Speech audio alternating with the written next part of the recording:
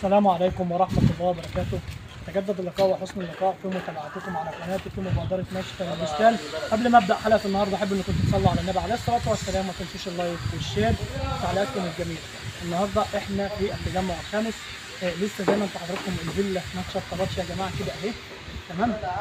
طالما بيبقى في عندك ثقة وأمانة وانك انت مميز في شغلك، اعرف ان ربنا سبحانه وتعالى لازم يرضيك وهيجيب لك شغل.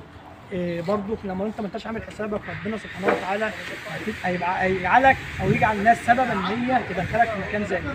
تعالوا النهارده كده شوفوا النهارده يا جماعه الاشجار اهي لسه ما اتزرعتش، والله لسه ما اتزرع، دي شجر لسه ما اتزرعش.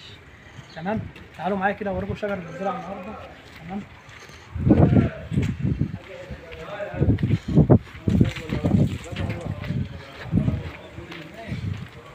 دي شجره الكمكوات يا جماعه اهي، دي كمكوات طرحه زي ما انتم شايفينها كده طرحه.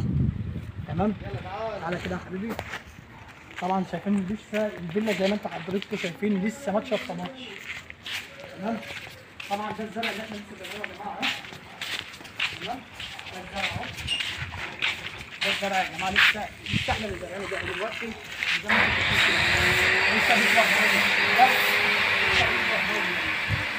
زي ما انتم شايفين كده يا جماعه. الزرع عليه الثمار، الزرع عليه الثمار بتاعه زي ما انتم شايفين كده.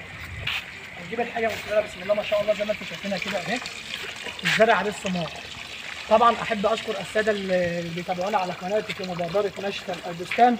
والسلام عليكم ورحمه الله وبركاته.